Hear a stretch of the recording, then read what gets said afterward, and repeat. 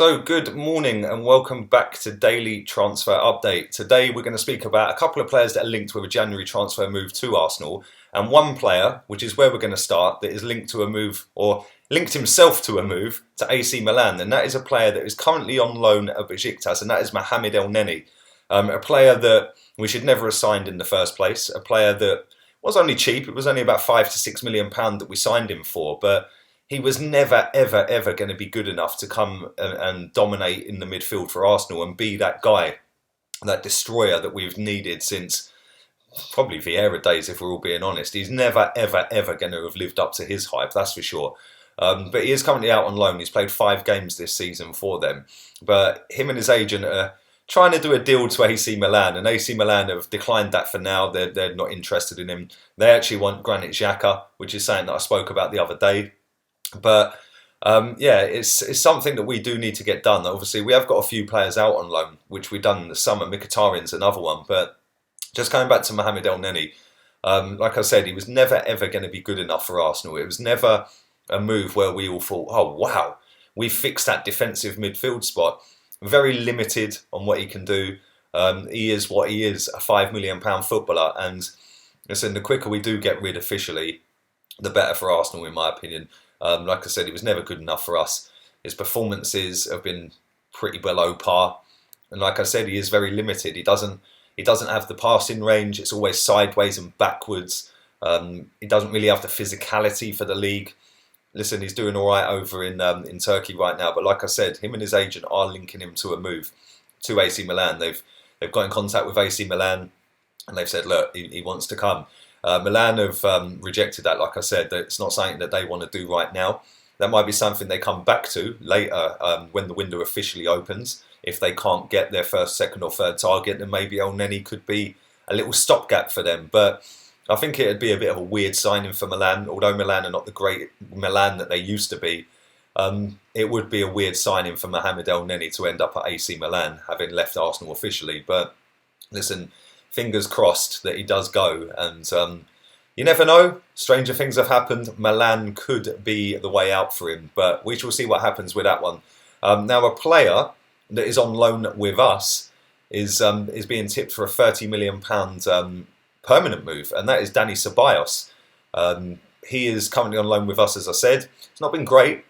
He's been far from great, if I'm being honest. He's had a game against Burnley where I thought he was absolutely outstanding, 10 out of 10 performance that night or that afternoon. Against Tottenham in the second half when he came on, he was fantastic again, pulling the strings. He was the heartbeat in that midfield, and that allowed Guendouzi to go a little further forward, and that resulted in Aubameyang equalising to make it 2-2. But other than that, he was good against Watford, and then he was substituted, and he's been absolutely poor since then. But he doesn't get on with Zinedine Zidane. Him and Zidane don't see eye to eye on a number of things, and the reports that are going around and have been for the last few days are that if Zidane is still the manager come the start of next season, then he would be happily open to a move to Arsenal full time. Now, where do I sit with this one? I'm not too sure, if I'm honest. Like I said, I don't think he's been great. I don't think he's been that guy that's going to come in and take us to the next level. And the funny thing is when I was talking about the transfers in the summer and he was linked to Arsenal on the loan, obviously he was linked to Tottenham as well. But I did say that this league is very demanding and physical, and it might not be something he can stand up to. Now, he hasn't had a sustained period in terms of a run in the team, so maybe that's a reason why he's kind of up and down and not really done it, especially away games. He's been poor in pretty much every away game. Other than the Watford game where he was good and subbed off. But if he's going to want to sign for Arsenal and Arsenal are going to want to spend £30 million out on him, which in today's market isn't a massive amount of money, but it is for somebody who's not doing stuff week in, week out for you. And if he wants to be that guy, he really needs to roll his sleeves up, get stuck in, work hard in training and put a shift in that he can then come into the starting 11 and dominate a midfield. You know, I do think he's got the quality. I do think he's a very good player. He's technically superb. But he needs to be that guy that can get the ball, drive forward, make things happen, and feed the ball through the lines to our strikers, to the Pepes, Sakas, whoever else it may be in front of them. And I haven't really seen him do that at the moment, and it's kind of sad because I want it to work out because I know he's quality. But like I said, the one thing I did say all summer is that the physical side of it and the intensity side of this league is unforgiving, and it's not just Dani Ceballos who's felt that. Many players over the years have felt that, and bigger and better names than Dani Ceballos have flopped in the Premier League. Now, leave it in the comments section. Let me know what you think. Do you think that Arsenal should take a punt? Maybe it's a little bit too early to do that. Obviously, it's not even January yet. It's not even halfway through the season yet. So, based on performances up till now, would you take Dani Ceballos for £30 million, which is the fee that's being put out there? So, as it stands now, would you take him? If so, why? Leave it in the comments section. I'll try and reply to some of you guys later on today.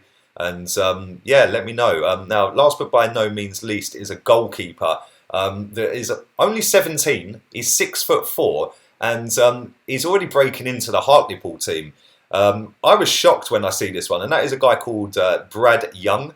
Like I said, he is only 17 years old. Us and Man United are battling it out for his signature, and he turned pro in the summer, and he's moved into the team pretty quickly. He's got his starts. He's playing games, and listen, at 6'4", he's an absolute beast of a tall goalkeeper, and that is something that we lack. Our goalkeepers are quite small, so listen, the fee on that's going to be quite cheap because he is only 17 and he plays for Hartlepool. But at the same time, we have got young goalkeepers there. We've got a handful of young goalkeepers at the club already, so I'm not too sure whether this would be a good move for him. It might be a good move for us in the long term, but maybe it could be something where we sign him, loan him back, let him keep getting that experience at Hartlepool, because there's no way he's breaking into our first team. I don't even think he'd get into our reserve team right now. Listen, he's 17 years old, but the fact that Arsenal and Man United are on his case and that they want him